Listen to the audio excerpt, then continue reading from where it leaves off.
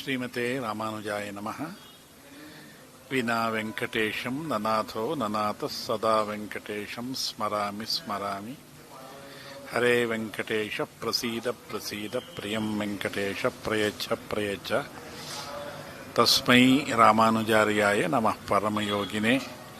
ಯಶ್ರುತಿ ಸ್ಮೃತಿ ಸೂತ್ರಾಣಾಂ ಅಂತರ್ಜರಮಶೇಷಮತ್. ನಮ್ಮ ಅಶ್ವವೇಗದ ಎಲ್ಲ ವೀಕ್ಷಕರಿಗೆ ವೈಕುಂಠ ಏಕಾದಶಿಯ ಶುಭಾಶಯಗಳು.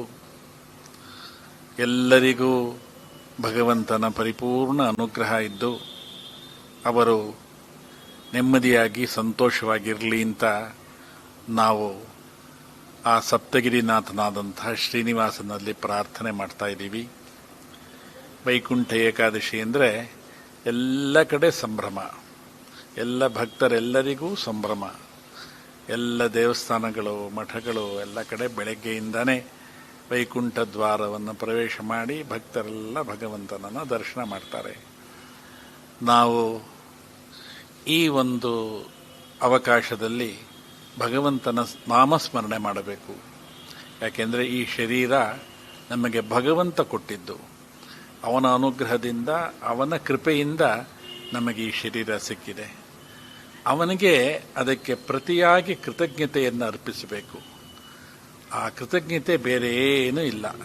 ಅರ್ಚಾಮೂರ್ತಿಯಾದಂತಹ ಭಗವಂತನಲ್ಲಿ ಹೋಗಿ ನಾವು ಅವನ ದರ್ಶನವನ್ನು ಮಾಡಿ ಅವನ ಅನುಗ್ರಹ ಅವನ ಕಟಾಕ್ಷವನ್ನು ಪಡೆದರೆ ನಮ್ಮ ಜೀವನ ಸಾರ್ಥಕ ಆಗುತ್ತೆ. ವೈಕುಂಠ ಏಕಾದಶಿ ವಿಶೇಷವಾದಂತಹ ಸಂದರ್ಭ.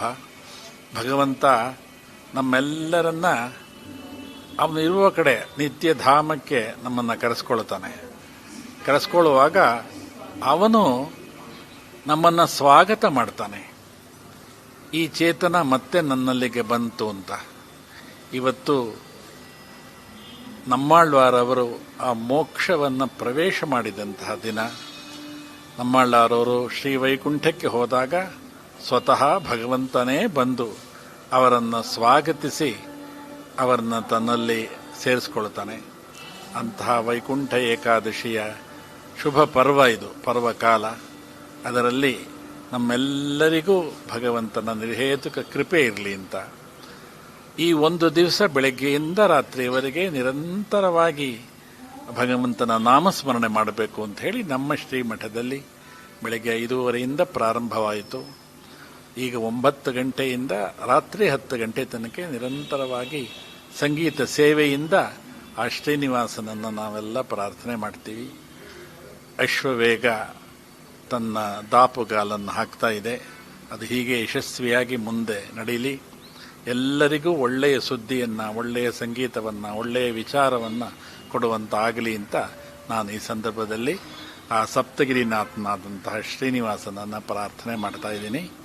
ಲೋಕ ಸಮಸ್ತ ಸುಖಿನೋ ಭವಂತು. ಶ್ರೀಮತೆ ರಾಮಾನುಜಾಯ ನಮಃ.